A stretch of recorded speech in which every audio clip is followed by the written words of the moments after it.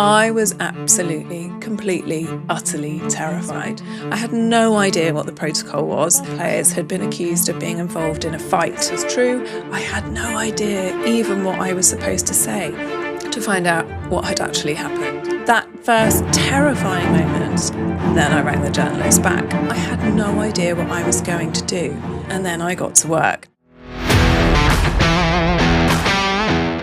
I'm Kate Oram, and this is Lessons from the Touchline. So here's a question for you. Have you ever walked into a room, a new job maybe, a big meeting, a first day somewhere, and thought, oh God, what am I doing here? These people are going to find me out. Any minute now, someone is going to tap me on the shoulder and say, actually, we made a mistake. Could you just quietly leave the way you came in? Yeah. Me too. In fact, I want to tell you about the day I walked into one of the most intimidating rooms of my life and had absolutely no idea what I was doing, and I'm seriously not joking.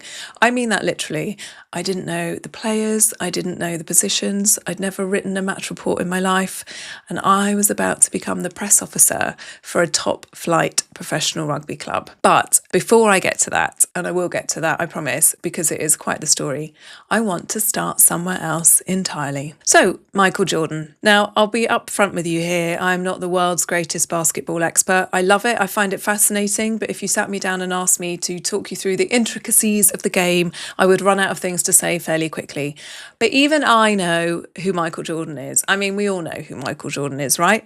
And even I know that he is widely considered one of the greatest, if not the greatest basketball player who ever lived. So he's got 6 NBA championships, 5 MVP awards. The man was, by any measure, extraordinary. But here is the thing that I find absolutely fascinating about Michael Jordan. He was cut from his high school basketball team. Yep, you heard that right. The greatest basketball player in history, cut from his school team at 15 years old. And what did he do? He went home, went to his room, and by his own account, this is not me making it up, he cried, which honestly is fair enough. That's devastating at any age, let alone 15.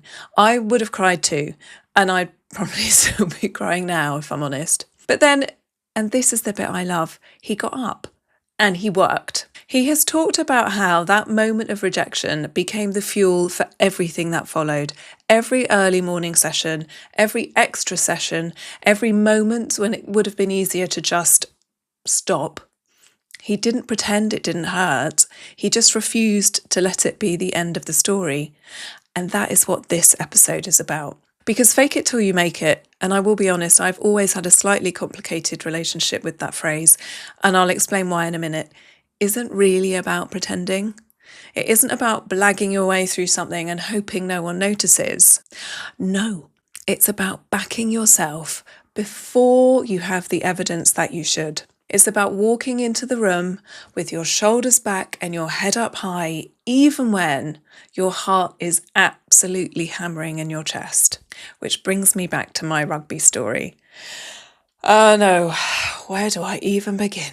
Okay, so context. I had just got this job, my dream job, genuinely, the job I had been working towards for years as press officer at a professional rugby club.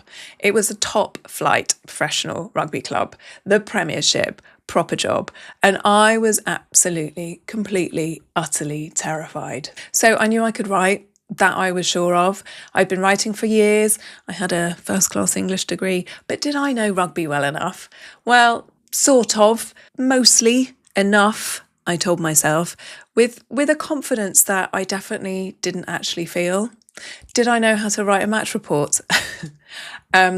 Well, I had literally printed off a load of broadsheet match reports the week before, and I read them obsessively on my sofa, so kind of. Did I know the players, their positions, their history with the club? No. I had written all their names, I'm not kidding, next to little diagrams of the pitch on a piece of paper, and I tried to memorise them like I was revising for an exam the night before. And actually for the first few weeks, I'm surprised no one pulled me up on this, I had this board in front of my desk. I had pinned it there too, so I knew exactly who everyone was. I had little photographs next to them as well, so I knew who they were and their position, all of their kind of information and their stats. So I think we can safely say I went into a job I was not 100% ready for. But here is the thing. Nobody knew that because I had made a decision consciously and deliberately that whatever was happening on the inside, on my inside, the outside was going to tell a completely different story. So I went in with my shoulders back, my head up, and I just breathed. And I want to counter that as well with saying that it didn't really matter to me that I didn't feel 100% sure of what I was doing, and that perhaps there were other better qualified people than me. I wanted that job so badly, I would have learned anything and done any hours of revision and study and learning just to ensure that I was the person in that room. And I remember walking into the office for the first time and doing the rounds and introducing myself. And apparently, I only found this out much later from my husband, who was the head performance analysis at the club, and who I obviously had absolutely no idea I was going to marry at this point. Not a clue, none whatsoever. Apparently, I came across as aloof. Someone even called me Snooty, and I was even given the nickname Snooty Fox within about the first week. Now, I will take the fox. That's a compliment. I'll run with that. But I'm considerably less sure about Snooty. But here is the thing. What they were actually reading as aloofness was actually sheer undiluted terror. I had a total poker face because the thing you do when you are so frightened that you just, I don't know, go very, very still, your eyes are going forward, you don't give anything away. And that's what I did. And it worked because nobody knew. Nobody knew I was absolutely petrified.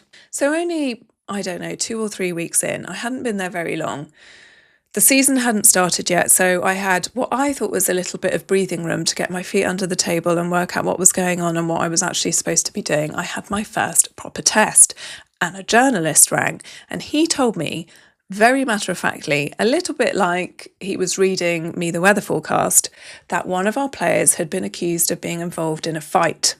Did the club have any comment? Now, I want you to just sit with that for a second. I'd been in the job for approximately 2 weeks, right? I had no idea what the protocol was. I had no idea if this was true. I had no idea even what I was supposed to say.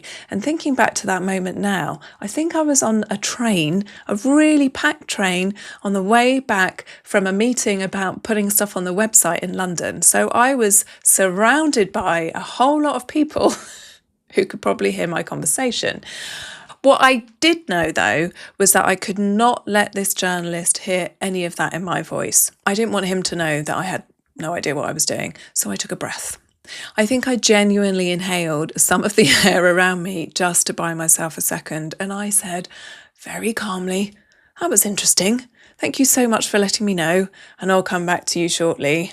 Click. I put the phone down with sweaty palms, my heart's absolutely pounding, and then I got to work. Now, the first thing I did was ring the player to find out what had actually happened.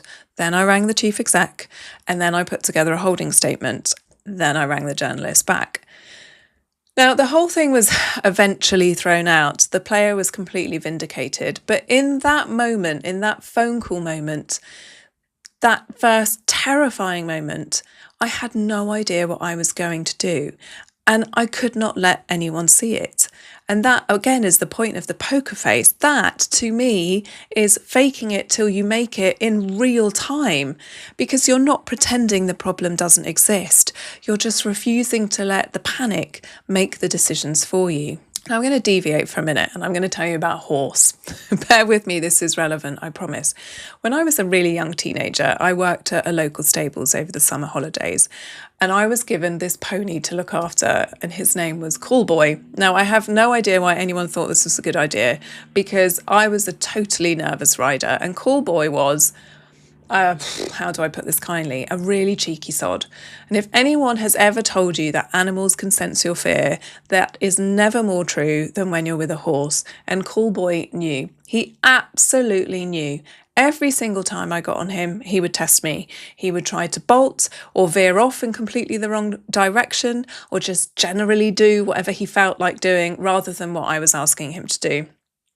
And the times he got the better of me were always the times I let my nerves show. The times I wasn't quite sure enough, the times I gave him just enough of an opening to decide that actually he was in charge. And in one of our final standoffs, I had taken him into his field after a long ride, and I thought I'd done really well. I thought I'd won the power struggle for once, and I was really quite pleased with myself for doing it. But actually, Callboy had other ideas. As I led him into the field, he turned around, looked me absolutely square in the eye, and stood on my foot.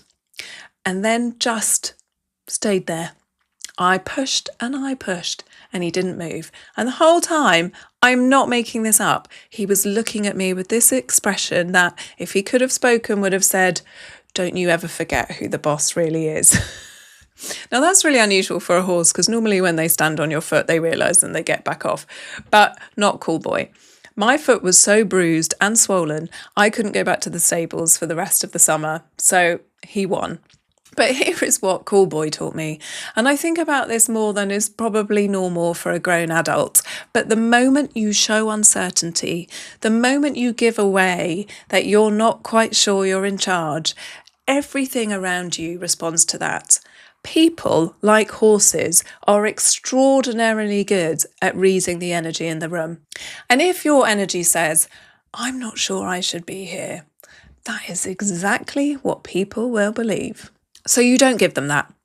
You decide before you walk in, before you pick up the phone, before you step in front of the room, that you are in charge, even if every part of you is screaming otherwise. Which brings me to the first team photo. Oh, the team photo. I want you to picture something for me. No pun intended.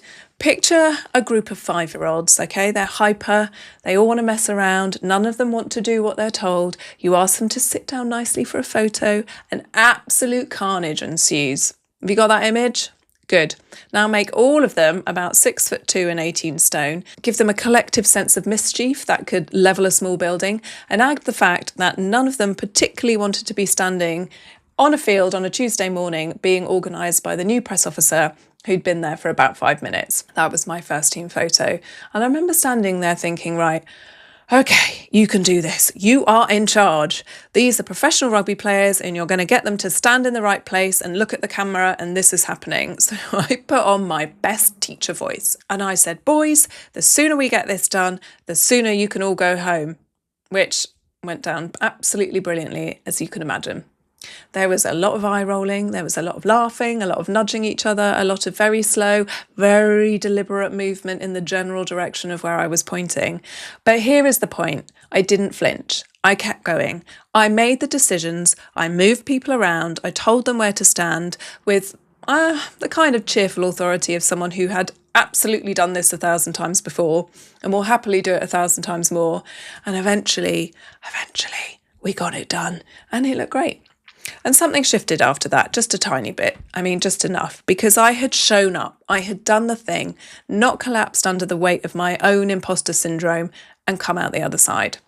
And that is what fake it till you make it actually means. It's not pretending to be something you're not. It's not blagging, certainly not. But it's refusing to let the fear make those decisions for you. It's about backing yourself to get through it, and then getting through it. And here's the really good bit. Every time you do it, it gets fractionally easier because you have evidence now. You've done it before. You walked in the room, you didn't get found out, and you came out on the other side.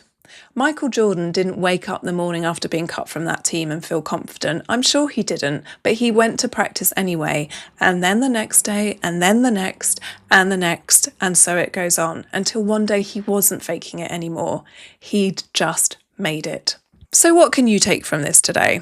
Next time you walk into a room and that voice starts up, and we all have them, the one that says you're not ready, you don't know enough, they're going to find you out, I want you to try something really simple.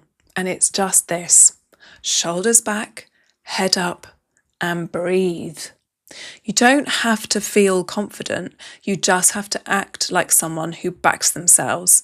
Because here's what I know from 20 years of watching elite performers up close. Not everybody feels ready. The ones who succeed are just the ones who go anyway. So decide before you walk in, shoulders back, head up, breathe, and then go. That's it for this episode of Lessons from the Touchline. I'm Kate Oram. You can find me on Spotify or come and say hello over on Substack at lessonsfromthetouchline.com. And if you enjoyed this, please do subscribe and share it with someone who needs to hear it this week. I'll see you next time.